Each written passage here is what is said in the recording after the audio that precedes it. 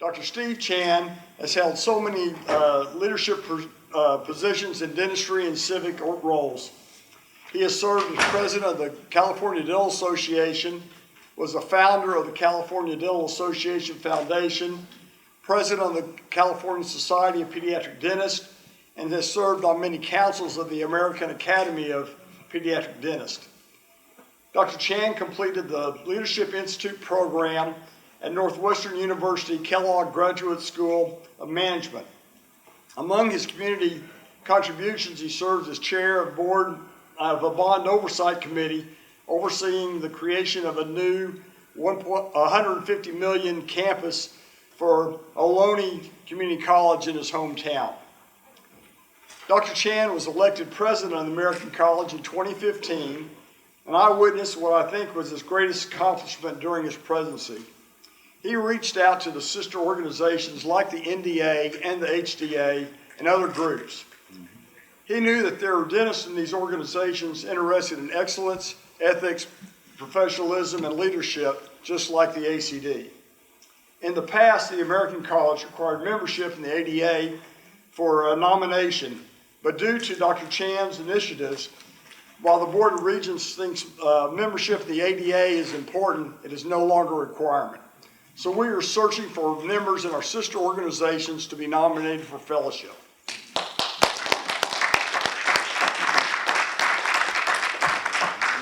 Thank you, Dr. Chan, for your leadership in this endeavor. Dr. Chan's greatest challenge today is to match the enthusiasm of Drs. Esther, Rosenthal, Holloway, and student Dr. Luma this morning. But his greatest hope at this session is to perform as a griot and do it well. Dr. Chan. Well, thank you, Marlon, and thank you, Robert. Robert went through the CV, and he could have used the short version. The short version is that he's a brother from another mother. But I have two things that I'm going to start before I start the presentation. The first one is that my family was on the Family Feud. So we had my wife, who was very animated, my dad, who was very animated, my younger brother, and my cousin, and then they had me. And then Pam asked me to do this performance, and so I need the script, and I went, oh, shoot. But the other piece, I couldn't help but when I saw the title of Bridging the Generation Gap, I can't resist this. I'm on the other side of the bridge. So on the other side of the bridge, when you reach certain levels of leadership, you're at the edge of the earth, and then you fall off. And then the view gets further and further away. So meanwhile, be careful of what we learn here, because when you are a lemming and following the leader, look where you can lead. Be careful with that. But thank you for inviting me, and I've had to research what a griot was. So my leadership trajectory has not been a straight climb up Mount Everest. It's been filled with potholes. It's been filled with roadblocks, do not enter signs, and I describe the ride more as Disneyland's Mr. Toad's Wild Ride. So let's explore with me some of these adventures in this wild ride. The griot is an African storyteller. It's a tribal storyteller who tells the fables of warriors, of what they faced, what were some of the trials, what were some of the adversities, what were some of the choices, and what did they learn from those adventures. The griots are usually the old men of the tribe. So I guess Pam allows me to do this because of this, as the old guy as the tribe. But typically, the griots also talk about the history of the tribe. So I'm going to share a little bit of my own family's history. My grandfather on my dad's side came in the 1880s I never knew him. And I wanted to do some research. Who was he? I heard stories, but I didn't know who he was. So I went to the National Archives. Went into the National Archives, and it was in a building as big as the Pentagon. You walk inside, and there are corridors in every direction as far as you can see. And then there are Costco-type racks, 2 stories high. And as you walk inside, it looked like the scene out of Indiana Jones and Raiders of the Lost Ark, where they put the Ark of the Covenant in there. How do you find anything in there? In it, they keep the original Indian treaties. They keep some of the original Spanish land grants. They keep the documents that created this country. So when my grandfather came in the 1880s was the time of the Chinese Exclusion Act of 1882. Chinese could not come into this country. So San Francisco was closed. I heard the story that he went the other way around.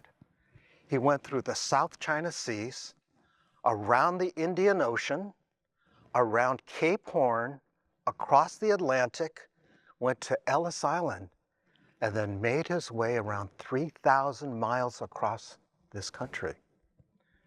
So, didn't hear that much about what he did. I understood that he was a farm laborer. He was a ranch hand. The Transcontinental Railroad wasn't available to the Chinese, even though we built it. So he had to make his way across country the other way. So I only had 3 pieces of information to look up his records. I had a bill of sale from a general store that he had part interest in. Now, it had an address in Los Angeles on a street that no longer exists. I had another court document that allowed him to return to this country in the 1920s because of the Exclusion Act to bring my grandmother back to this country. The third piece of material that I had, or document that I had, was a court document from a white merchant that could verify who he was. And think about the context of that time. So it took a few hours, and how do they find anything in there? They found my grandfather's documents. It was over 100 years old. I was holding those things. Now, consider, he had to make his way across country. I found some collateral things about my grandmother. My grandmother came in 1924. I found in the documents that she came on the USS Howard Taft. According to the documents, she might have been on the last ship in 1924 that allowed Asian women to come into this country. The Exclusion Act wasn't repealed until 1943. If she didn't get on the ship, I wouldn't be here. So I heard other stories. She was widowed very, very early. She was widowed in her 20s.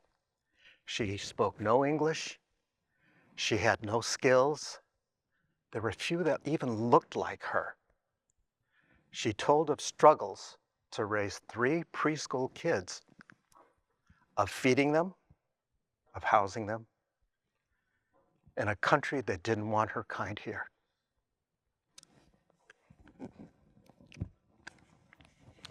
She worked in the fields. She worked picking strawberries. She worked harvesting walnuts, husking them, shelling them. She worked from dawn until darkness in the sweatshops, sewing. She worked at nighttime to make ends meet in the laundries. She conquered what this country threw at her until she was 108. Dad grew up, thank you. Dad grew up as a street kid in LA Chinatown. He didn't have a parent. But he served in World War II as a veteran. He was an Army cook, and he served in the U.S. Army Corps of Engineers. Oh, louder? Okay, sorry. I do pediatrics, so I'm supposed to talk with my outside voice. Sorry.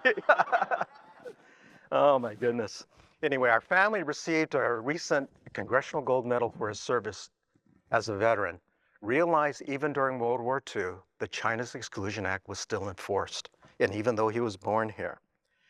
Post-war, he was in maybe the 3rd or 4th class at the University of Southern California that allowed people of color and women in the School of Pharmacy.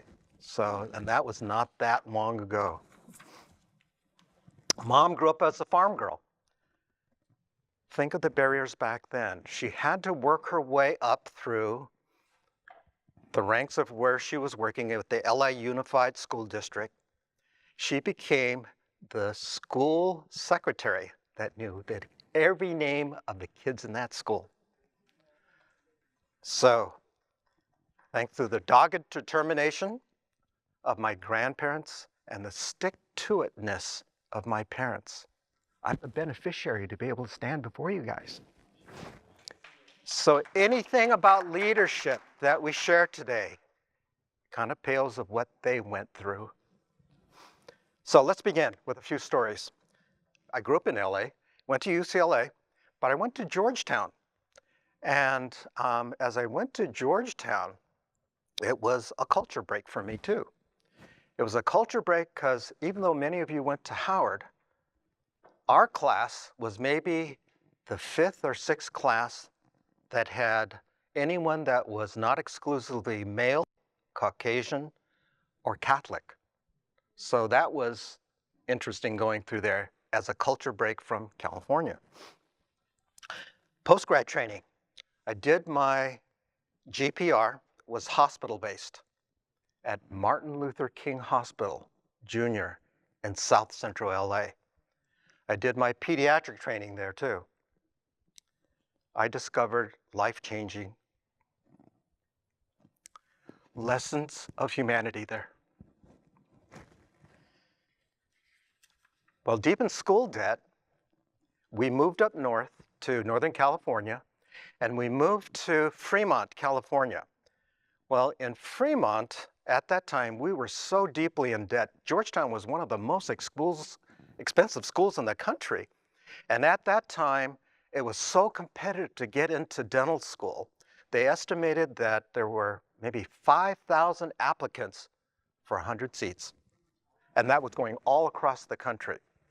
So as we were going there and then coming back, I had a kid, had a lot of fear getting started. We had a lot of hostility getting started. Well, there were other variables, but one of them was we were going through a recession back then, and the recession caused the major industry in town was a General Motors plant and was going under. So jobs were getting sucked out of the area. Livelihoods were getting sucked out of the area. We were going in an economic death spiral back then, and we were trying to get started in there. I had a lot of time on my hands, just getting started. So I taught at Children's Hospital in Oakland, and I also taught at Highland General Hospital, a trauma center in Oakland, because of my training there. So let's begin with our first story. My practice was getting these calls from the Poison Control Center at Children's Hospital. Young kids were being rushed to the ER who drank mouthwash. Well, what's in mouthwash? It's a pretty color. It smells good. From a little kid, it looks like the older people are drinking it. But then mouthwash back then seemed to be alcohol-based. Can kids get toxic overload from alcohol? Well, how come mouthwash bottles don't have safety caps? the modern safety cap wasn't invented till 1967. It wasn't mandated to have safety caps on prescription bottles and cleaning chemicals until the 70s. That's really recent. Mouthwash wasn't considered life-threatening back then. So they didn't have any. So I did some homework. I contacted some of the major manufacturers of mouthwash. You'd think I was an industrial spy looking for the formula for Coca-Cola. Mouthwashes had proprietary ingredients in it, so they weren't going to reveal it. At the time, mouthwashes weren't under the scrutiny of the FDA. They're under the scrutiny of something called the Cosmetic and Perfumery Act. So it wasn't even regulated back then. So what happens if little kids drink it? So I read the reports of the Poison Control Center. They had incidents of caustic burns to the mouth, esophageal burns, diarrhea, vomiting. They had even cases of tachycardia, and they had cases of unconsciousness and coma. So I tried to look up the toxicology of alcohol in kids. I couldn't find anything. I'm a new practitioner. I wasn't in research.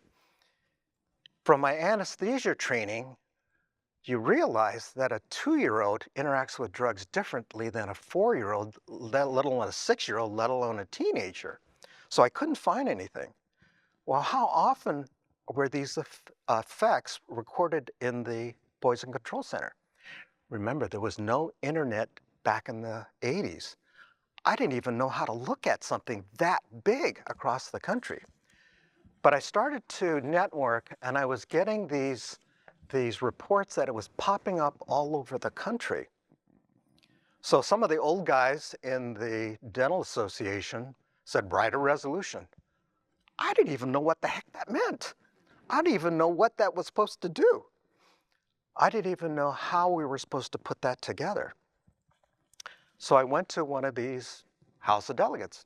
I'm going to acknowledge Dr. Greg Chadwick. Dr. Chadwick was president of the ADA when I was president of the California Dental Association. But Greg, first time I went to one of those things, people were standing up and they were talking and they were talking and they were talking. I didn't understand what was going on. So the whole idea was to get a stamp of approval from the Dental Association. Now, this is supposed to be a motherhood and apple pie kind of thing. Who would vote against it? Politics isn't like that.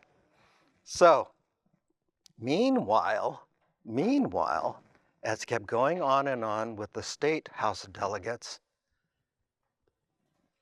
all of a sudden you didn't hear anything other than the rumble of the air conditioner fans. Holy smokes, we did it! The Dental Association put their stamp of approval on it. Whoa, not so fast. Mouthwash is sold globally. The old guy says, you got to take it to the National Association now. Well, oh my goodness, now you have to persuade people across the whole country, the political types, that this is a good idea. Remember, I didn't have any data to support what we were doing. I just had some of the things that I was seeing in the local Poison Control Center. So what happens again? I went to that house and you have people standing up and talking and talking. I didn't know if we were winning or losing. It worked. It worked. Not so fast. Not so fast. How do you make a child-proof safety cap and not make it old person proof?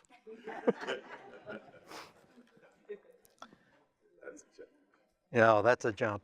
So some 8-9 years later, the Consumer Product Safety Commission passed a rule that if a mouthwash container had any more than 3 grams of alcohol in it, it should have a safety cap on it. About time. Yeah. So what are some of the lessons? What are some of the lessons that I learned that you might have learned from something like that? Patience, perseverance, not knowing what you're doing, because as you don't know what you're doing, you're searching more. I don't understand. People are asking you a question. Well, I don't know that. People are much smarter than me. Where do I get that from? So, and realize what we were working with back then. No internet. I didn't understand what those effects were going to be. I didn't understand how an association can cause a change in the industry. So, anyone else? Go ahead, Pam. It starts with if you see something, say something, Right. Look at where I was and look where we all were at that point in our time.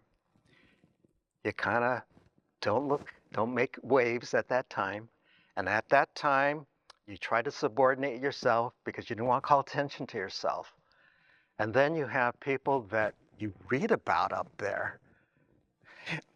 You don't want to sound stupid in front of them, right? So it's a different time in your career, but we're watching. We're watching behaviors. We're watching behaviors of how those who stand up there and how the audience watches them.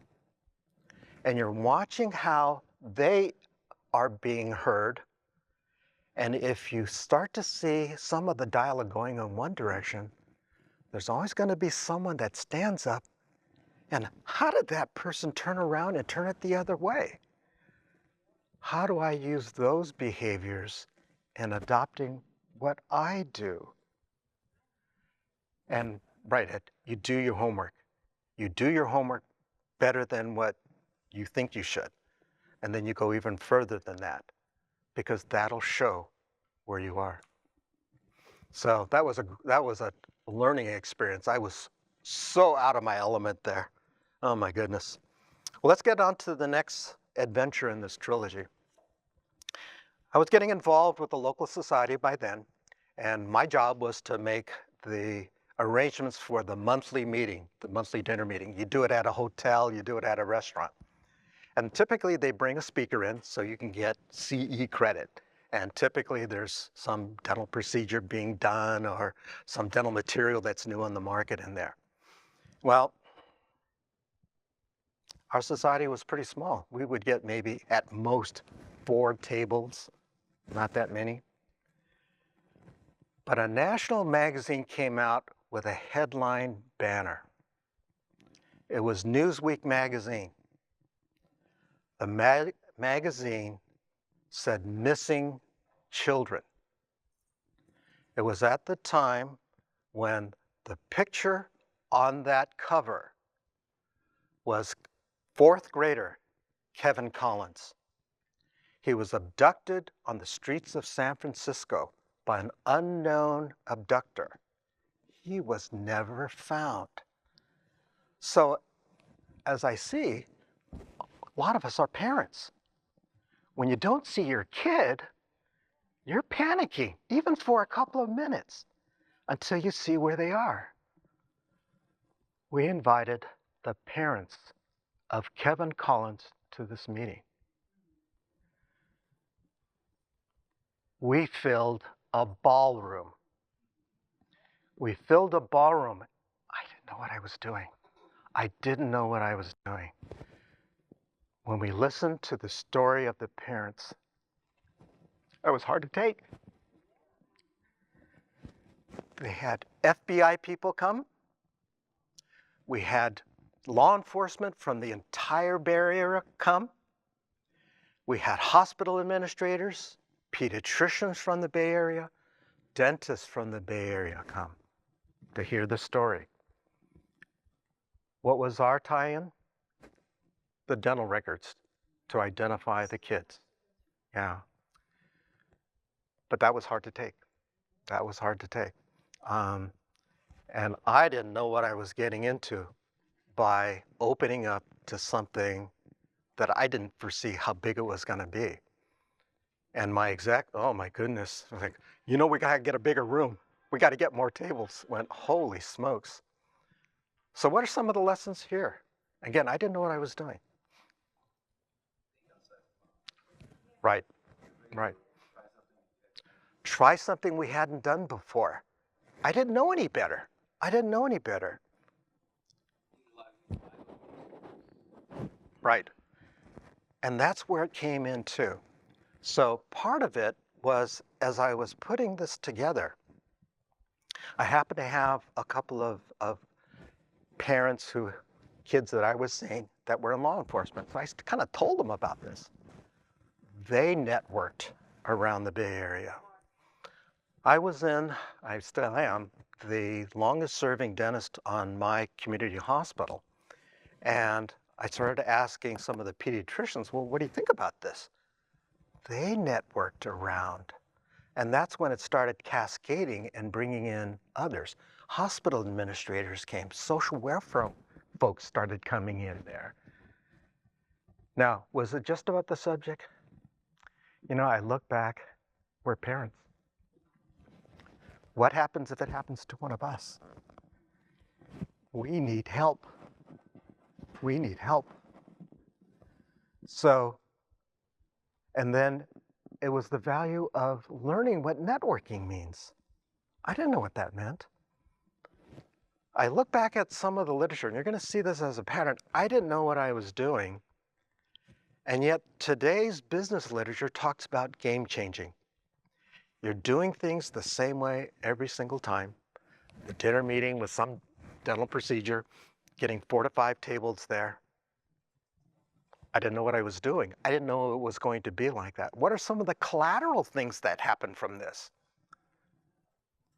We had news reporters come. We had the TV reporters come. Did the dental association of the local society get more press? Uh-huh. Did I know that was going to happen? No. Was there additional, it's called social capital? Did that happen? Yes. Did it happen where it was creating a buzz even within our colleagues? Yes. Did I know that that was going to happen? No. Did I learn from something like that? Yes. Yes. We benefited as a new practice, name recognition. I didn't intend to do that, but it is relationships in a community. They talk among other groups, and I started seeing that too. The Kiwanis group, the Optimist groups, and things like that. I didn't know what I was getting into, but did it happen where it was starting to spread like that? Yes. I didn't understand what I was seeing in that time. And then it was over. I went, oh shoot, I missed all these opportunities in here that I didn't understand what I was seeing. I was too young at the time. So, oh my goodness. So, like you said, Elle, sometimes it's not subject matter that's your draw. It's the human part. It's the human part that you're drawing. Yeah. Okay, the other confession I got to make is that I was so new. I didn't know any faculty at the school, so I couldn't ask anybody to do any kind of speech. So anyway, I'm on to the next dinner meeting that I'm developing, and I'm going to have a flashback. The flashback was career day in high school. Now, career day in high school was where someone in a job kind of adopted a kid for the day, and you followed them around. You tracked with them. My dad had a connection that got another connection to the LA County coroner. His name was Thomas Noguchi. He was known as the coroner to the stars. So he did the autopsies for Marilyn Monroe. A lot of you are old enough to know who that is. Robert F. Kennedy, William Holden, Natalie Wood. So he didn't show me autopsies as a kid, but realize as a kid, you're watching this guy take you around. He was in a 3-piece suit People paid him deference. You saw that. He was the highest Asian American that I'd seen in the public arena, that people were coming to him, giving him respect.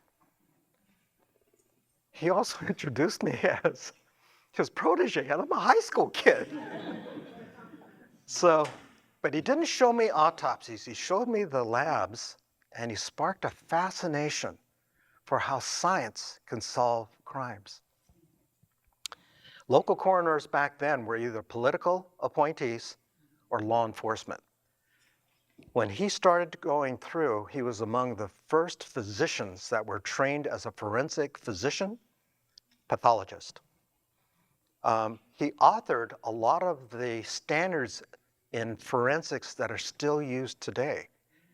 He was recognized around the world with honorary degrees from several countries for his work.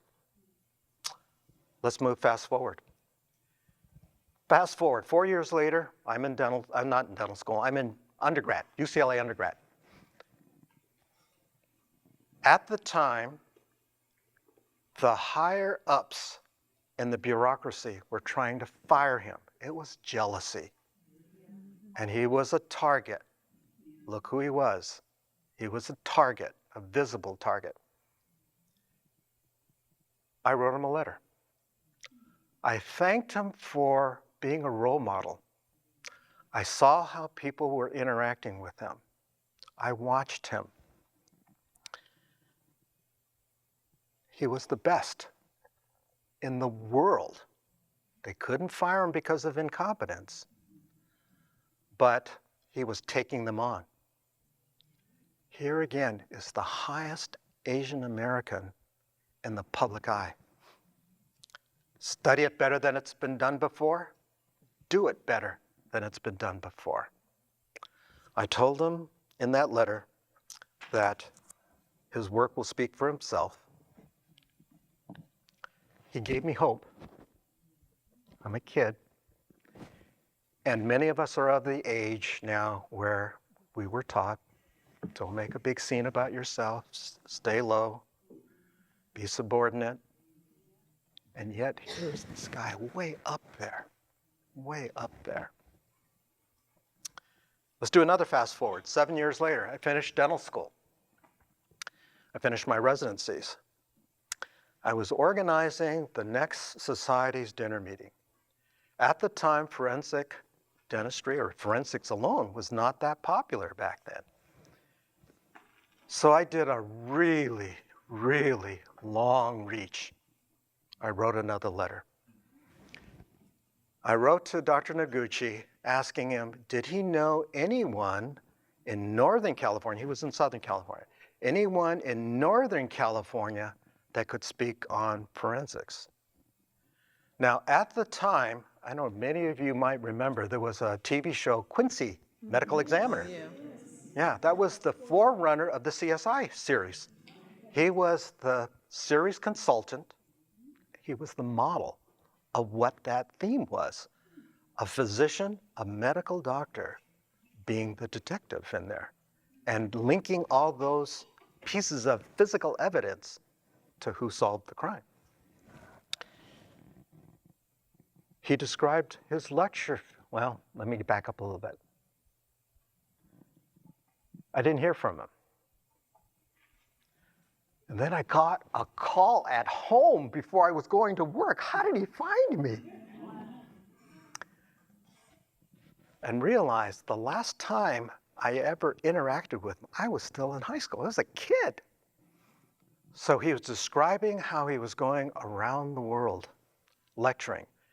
He was on the TV and radio talk show circuit. He had another bestseller book on the New York Times bestseller, Coroner. He was describing how his lecture fees at that time, and this has got to be at least, gosh, maybe 40 years ago, where he said his lecture fees were $5,000 plus his expenses. I'm out of my league. It's like, I was like, holy smokes.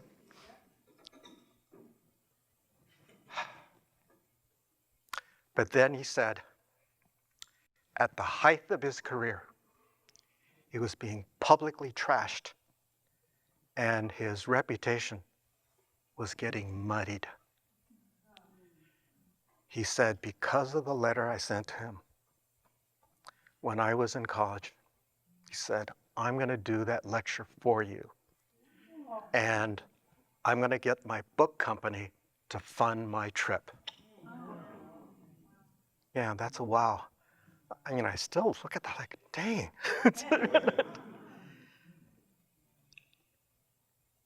We packed another ballroom. Now the exec was really upset. It's like, oh no, we didn't plan for this one either. Like, oh my goodness. By that time, we were getting some more networking. Law enforcement from around the Bay Area came. Judges came. Pathologists and physicians came from different hospitals. Pediatricians came. We were more starstruck from what he was talking about with the celebrities than about any of the science he was sharing with us. We were just starstruck. But we do the technical thing, but it's relationships. It's relationships.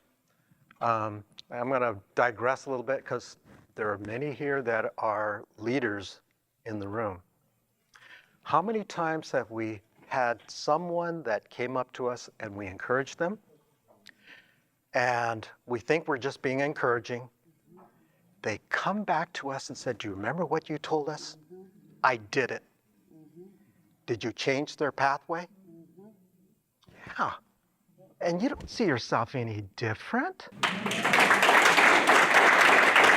Let's go on to remember Mr. Toad? Well, after those 3 stories in the trilogy, here's what happened. Some of the old guys says, you should maybe run for the board of the statewide association. I said, okay, I don't know what that means, but sure. So we were riding pretty high. Somebody tells you, you can do it. And you're a kid. You can do it. The sitting board member on that statewide association was in front of meetings, and he was singing the praise of his friend taking his job. His wife was coming in as the president of the local society, and she was singing the praises of her friend. Meantime, I don't have a chance. Think of the dynamics going on at that time. And then at a local board meeting, they each told me that I shouldn't do it. They told me directly I shouldn't do it. I was getting crushed. I was getting crushed. I was scared of them. What do? Okay, look at the dynamics now. You're just getting started. The guys that you're scared of are telling you, don't do it. What are the power dynamics in there? What's power? Power is someone that has something that you may want. Power is something that may be the favor or disfavor downstream that you cannot see. It may be obtuse. It may not be direct. It may be those cumulative, disparaging things.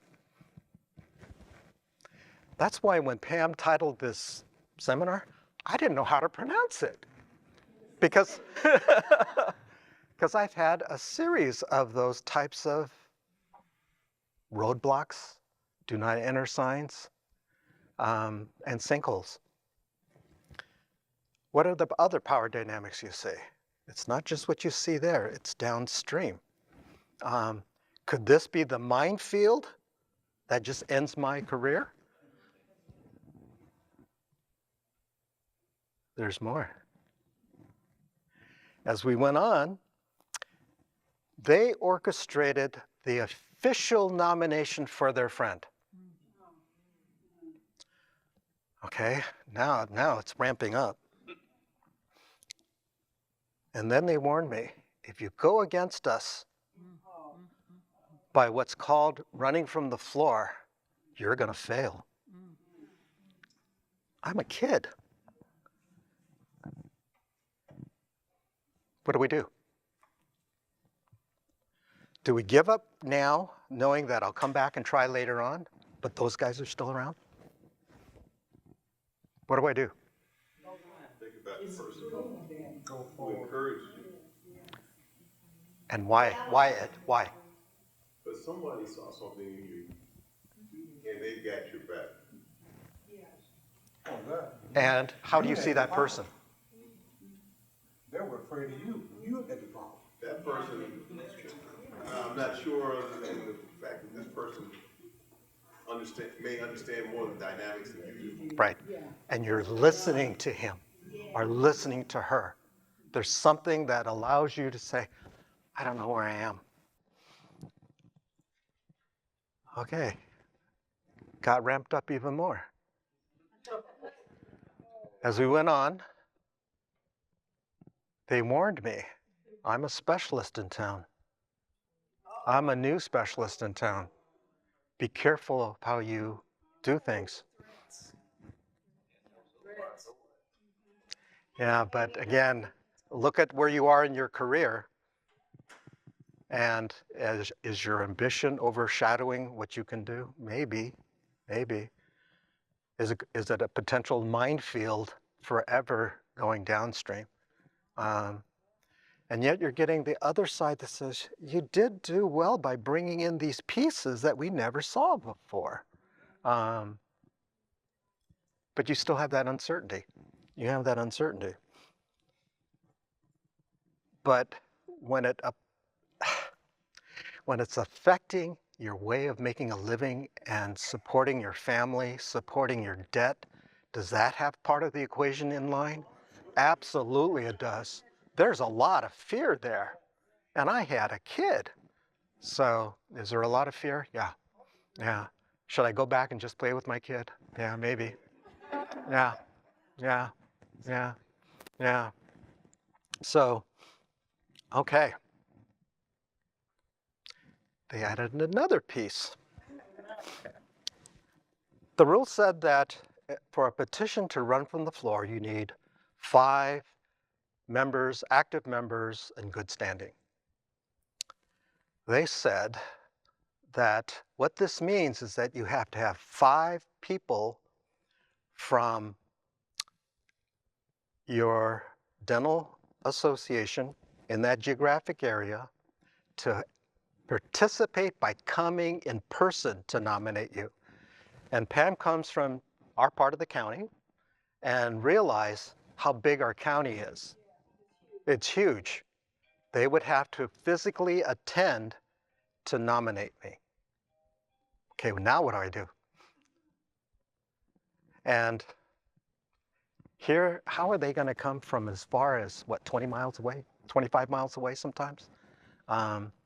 And some of those are the ones that, like you said, Ed, kind of believe in you, but you're reluctant to ask them to go that far for you. Power differential. They're ramping up the power differential now in there. Any other ways of handling that? Okay, let's go on to the next piece then.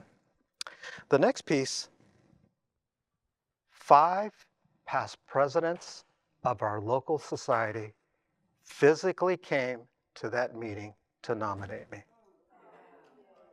Yeah. Now, I applaud them for coming out. Most of these guys are kind of retired.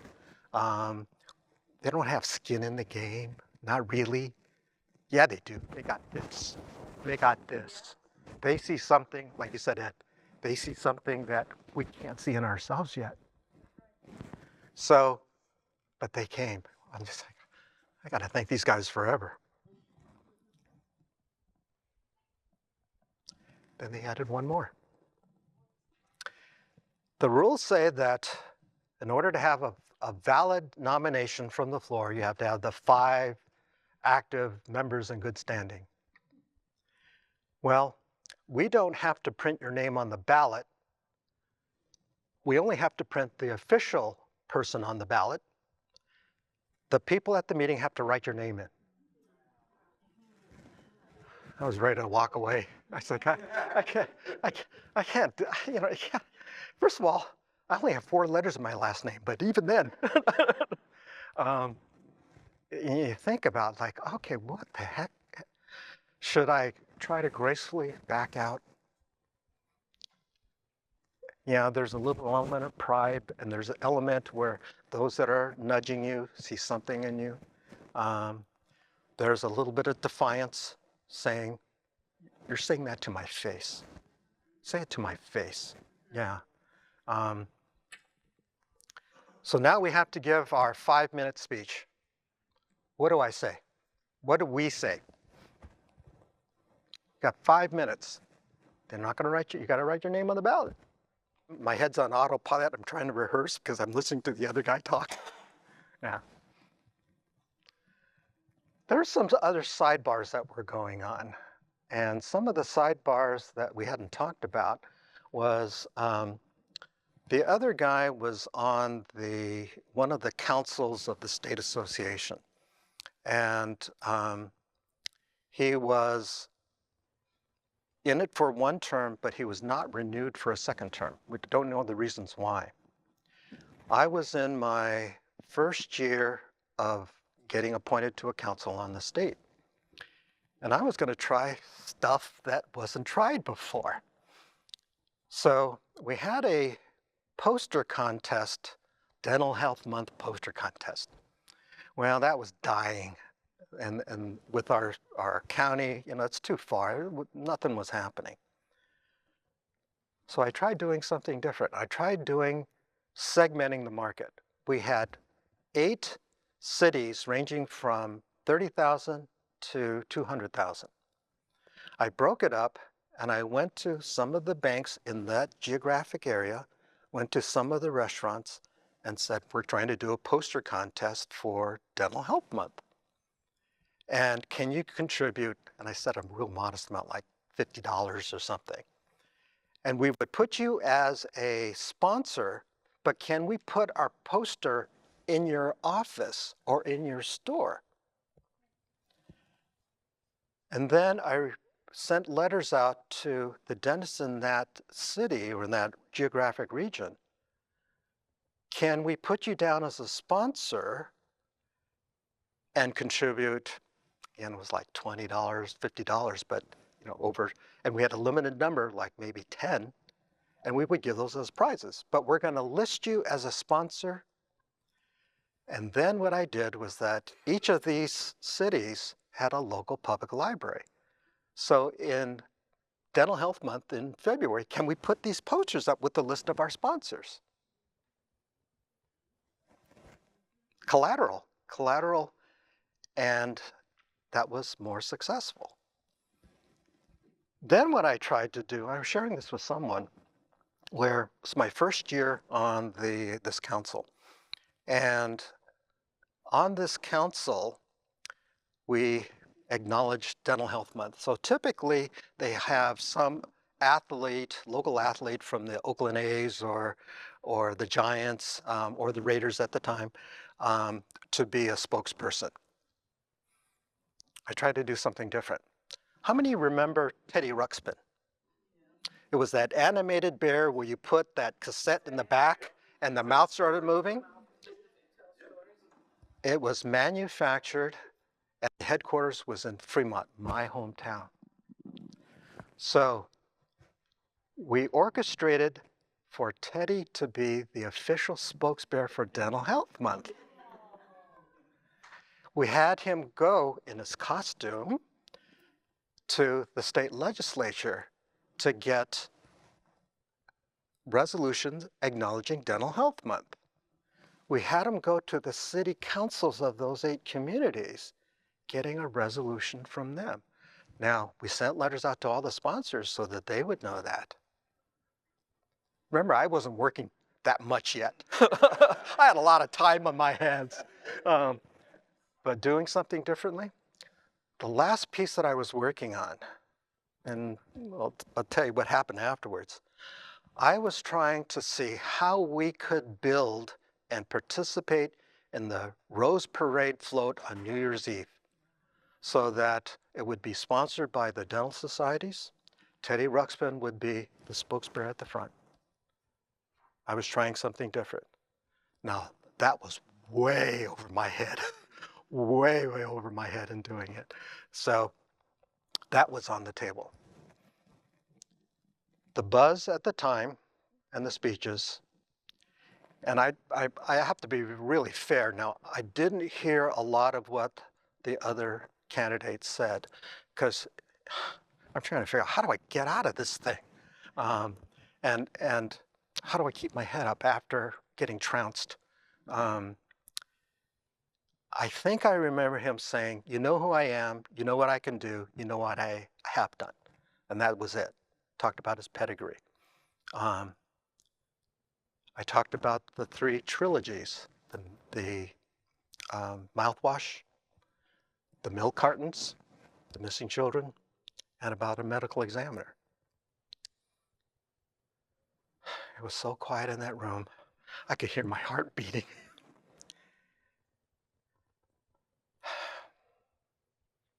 I prevailed 3-1. But that wasn't just, thank you for that. It wasn't that. It taught me lessons. Do the best, do it better than anyone else. Do it better than you've seen before.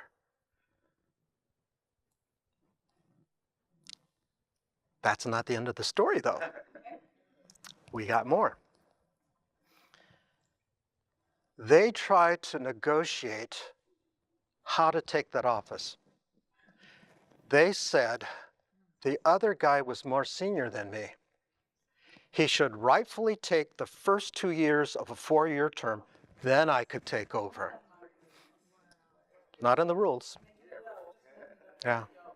But they're in power. They're in power, or it seems to be. They tried to overturn the election. They went to the state and said that, I got to bite my tongue. Hey, you know what? I got to bite my tongue, but we're in a place where someone knows how to suture it, right? But they said I rigged it. I stacked the deck. I stacked the deck there. What do I do now? Here's a greater lesson that we all have learned. There are times when you prove yourself and you're seen as a threat, right? We're seen as a threat.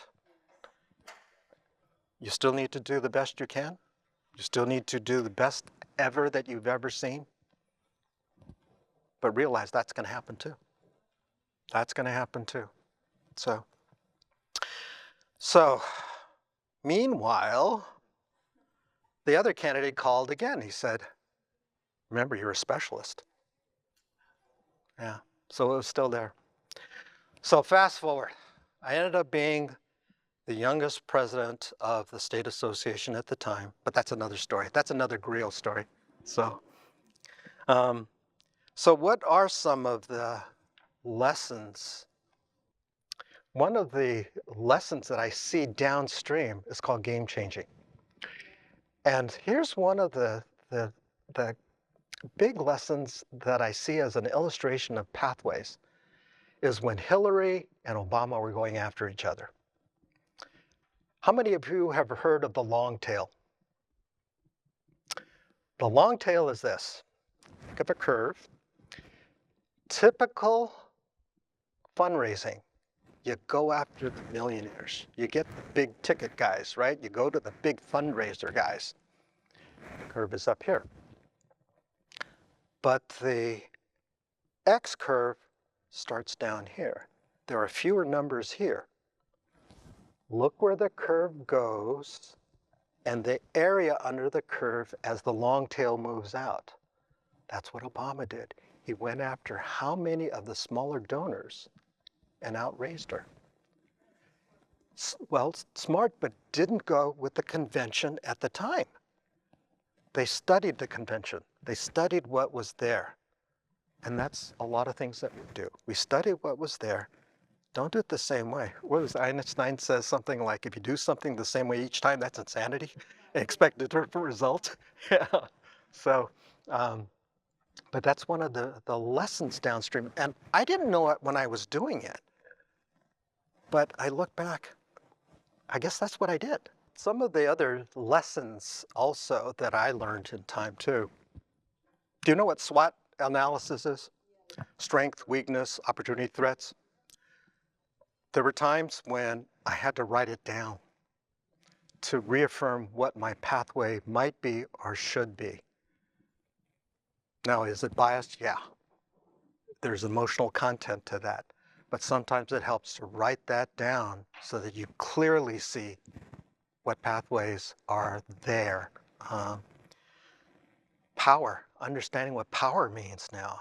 Again, look where I was then, look where we are now. We see power differently, especially at our point of life. We don't take a lot of that stuff anymore. Back then, you take it. You take it.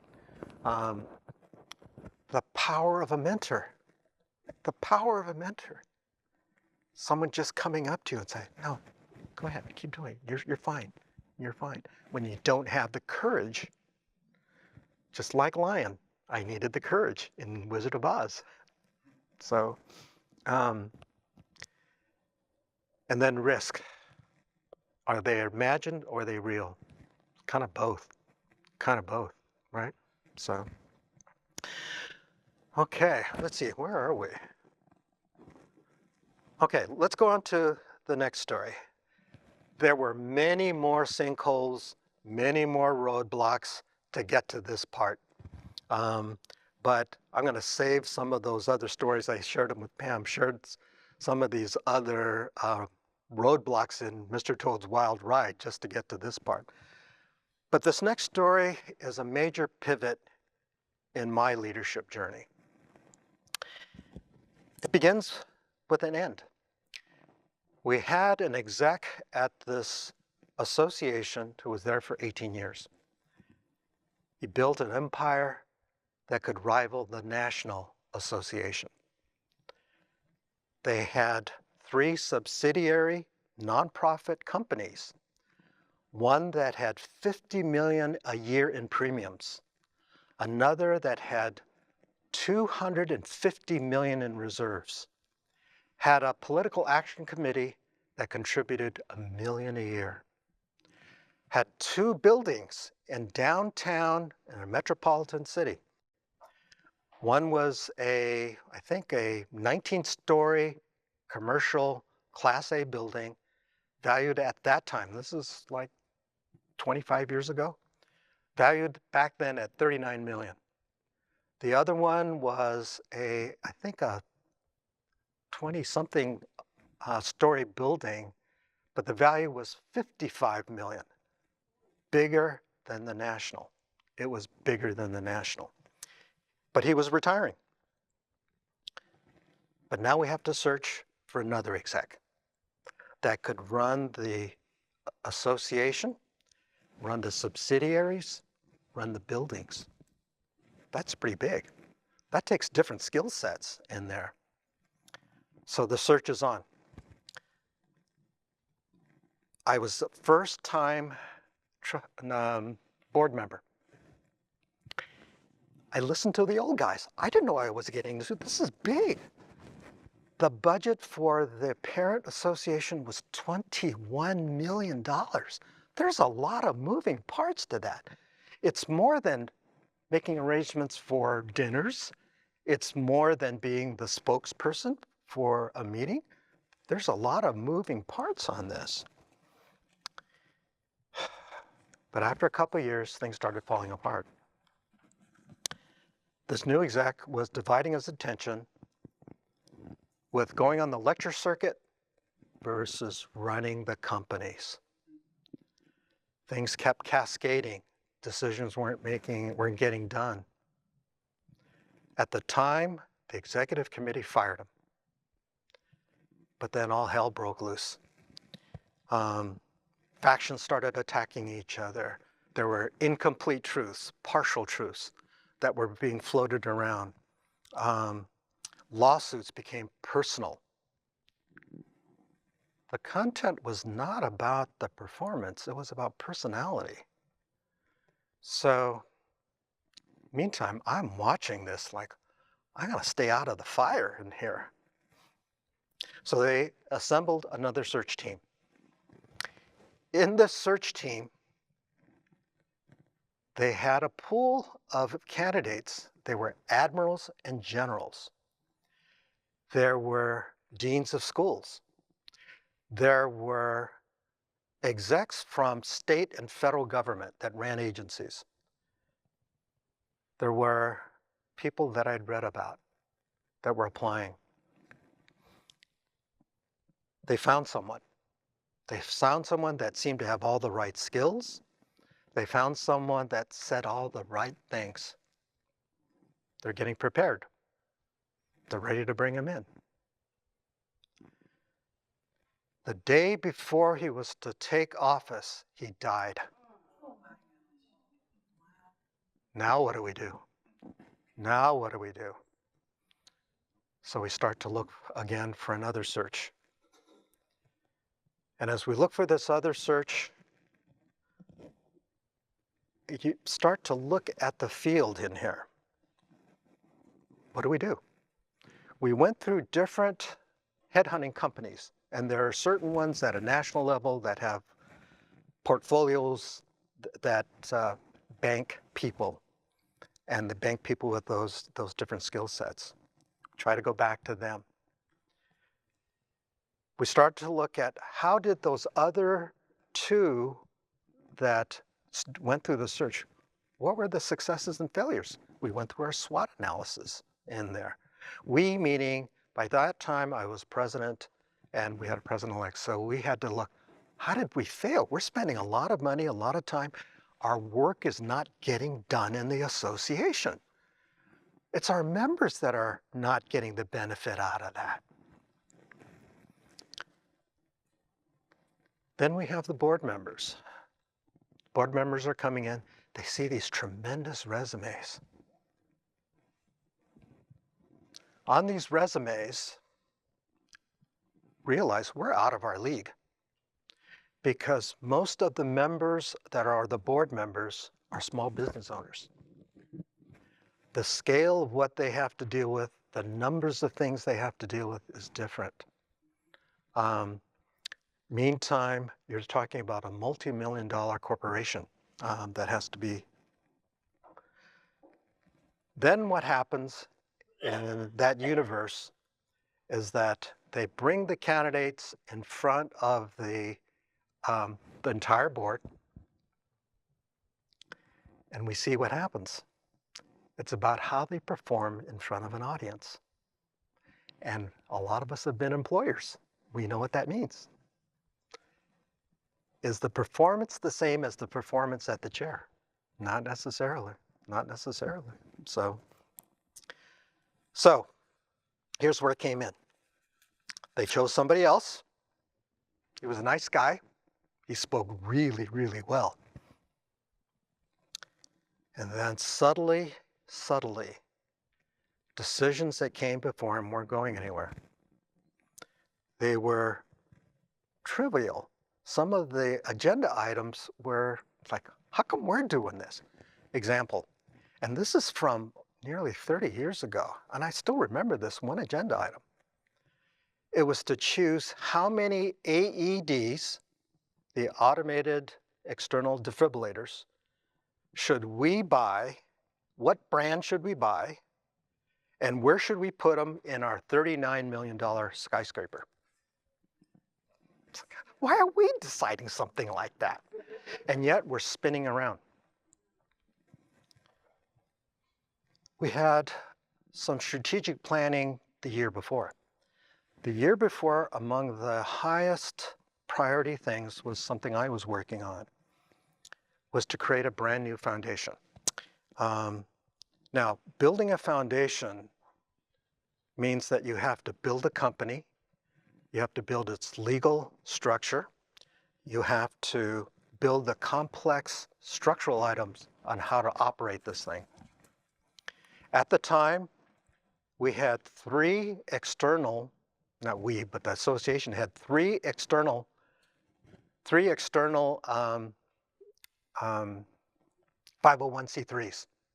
We had 5 to 6 different projects within the association. We were doing good deeds, but we didn't know what we were accomplishing by doing those. So by the time we added the whole portfolio of things, it was $26 million that we were dealing with. That puts you on a different scale with the IRS. They're looking at you. And at the time, there was Sarbanes-Oxley that was looking at even nonprofits like the Red Cross. How are you spending your money? How are you managing your money? So we were looking for someone that could manage those things. But things kept getting stalled, and we couldn't figure out why is it getting stalled. The presidents at the time, they were older than me. We respected what these guys did. You just hoped that they did things and they took care of it, but we were getting mixed signals in there. Meantime, they brought in consultants. The consultants end up looking at the operations. The bottleneck was the office of the executive director. Okay, well, what do we do now? What do we do now? So what are the choices? What are the choices? You can do management by objective. You can try and do some counseling. Looked at that. What happens if the skills are not there? What happens if the background's not there? What happens if the experience is not there? Doesn't help.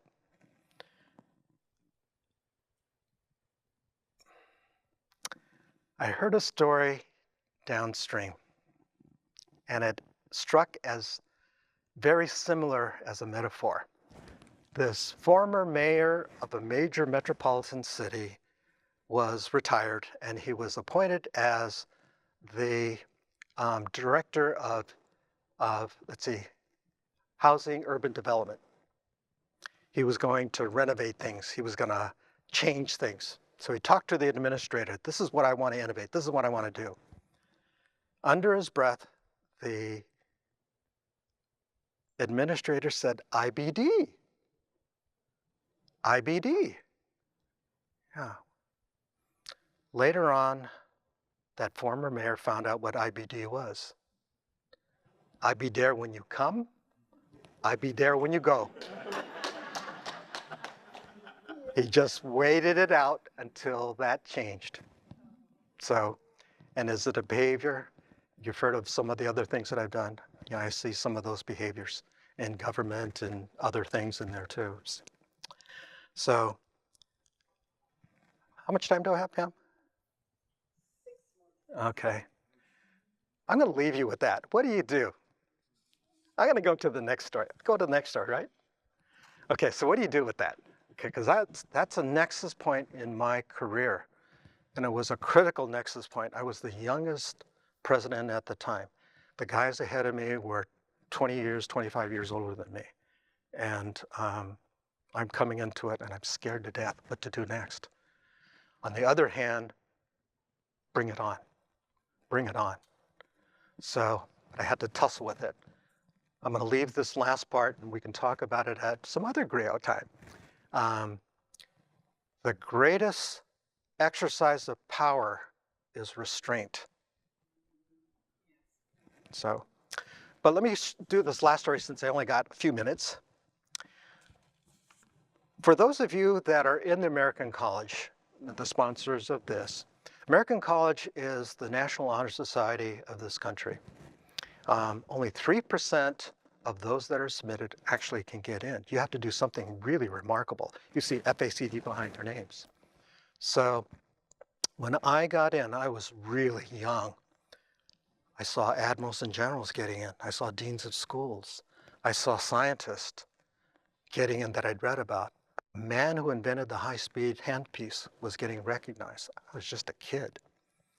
So one of the stories I tell is that it's a cap and gown ceremony. It's a ritual 100 years old. And as I was going through that ceremony, I was wowed. I came out, I copied that certificate just in case there was another Steve Chan in the room. But fast forward. When I ran for the presidency of the American College, I would be against someone who was in the ADA Council on Ethics and Judicial Council. He was the Speaker of the House for the state of Tennessee. I never even got that high. I was president of the Dental Association, but not that high. He was a well-known speaker. I didn't think I had a chance. I held my breath, and then I exhaled. They let some of us in the palace gates. I was the second, thank you. I was the second person of color in the 100-year history to be president of the college. Thank you. But you realize, and I realize, when you're at the ceiling, everybody's watching you. Everybody's watching you. Those that are behind you, those that are around you. And with the college, everybody's watching us, right, Terry? Everybody's watching us. So, I'm going to speed up with this next piece. It was a unique position. I wanted to have a convocation speaker that was nationally known. We had Medal of Honor winners. We've had Secretary of Human Health Services.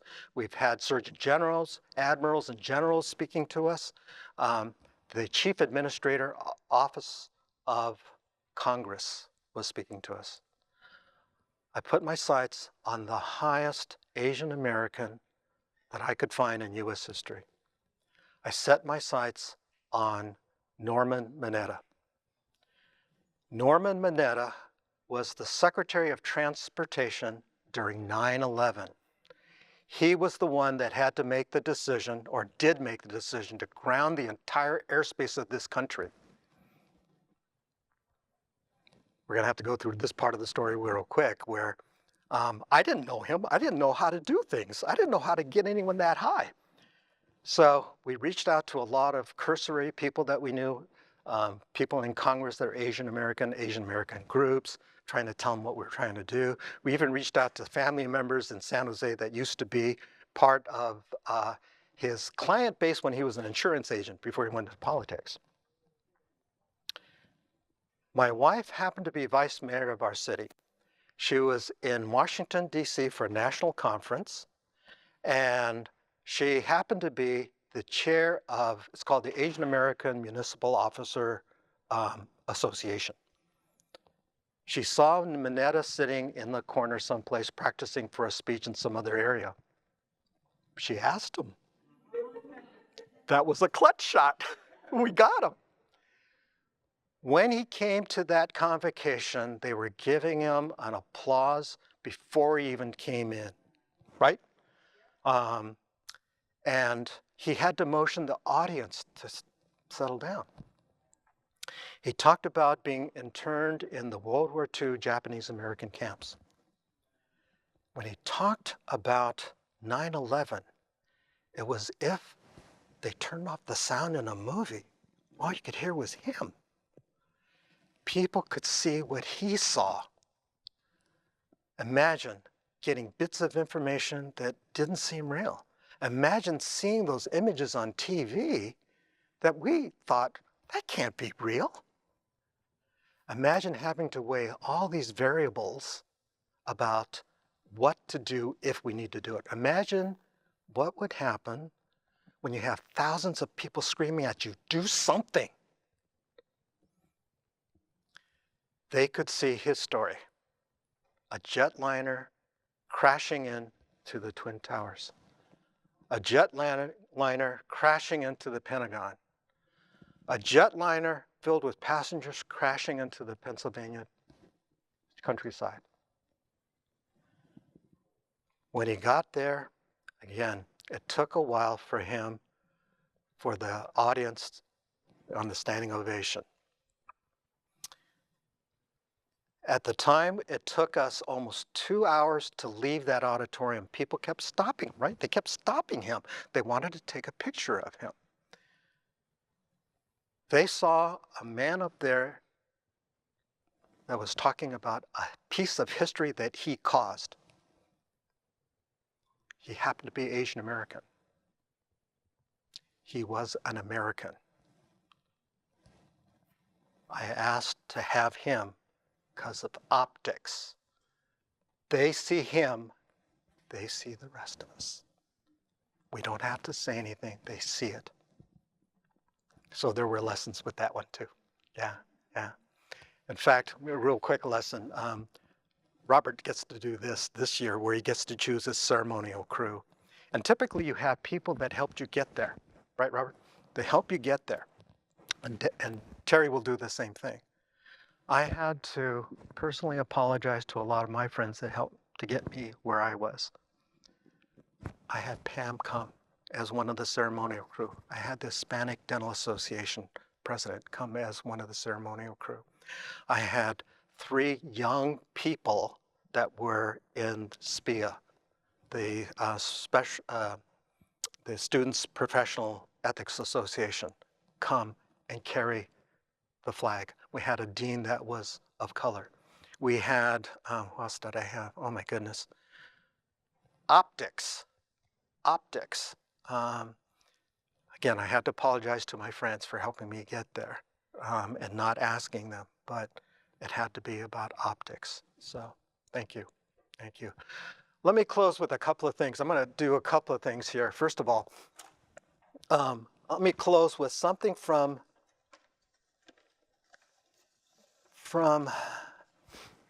my culture. Single chopstick. A single chopstick standing alone, you can break it.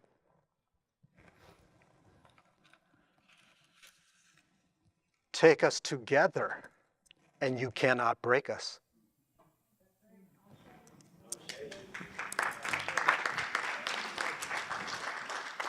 Thank you everyone. And again, I had to cut it short because I guess I was getting a little too long with. You know, as a speaker, when you get the mic, you got the power, right? So I'm going to close with this. First of all, thank you. Thank you. One day, when I get to talk to my grandmother again, I can tell her, Grandma, I touched the ceiling. I touched the sky. Thank you.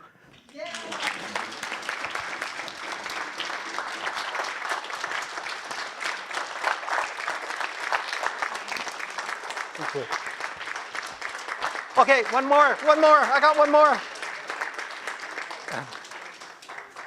I have to thank our host and my coach for this Griot. Coach, I have something. In my culture, it's not good manners to come as a guest empty-handed. So I have something for your journey in the Leadership Institute.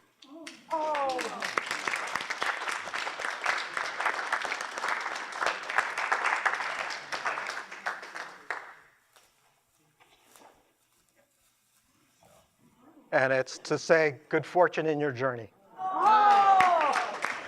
Thank you. Will the Energy Smith Leadership Institute Thank you. deliver? Yes.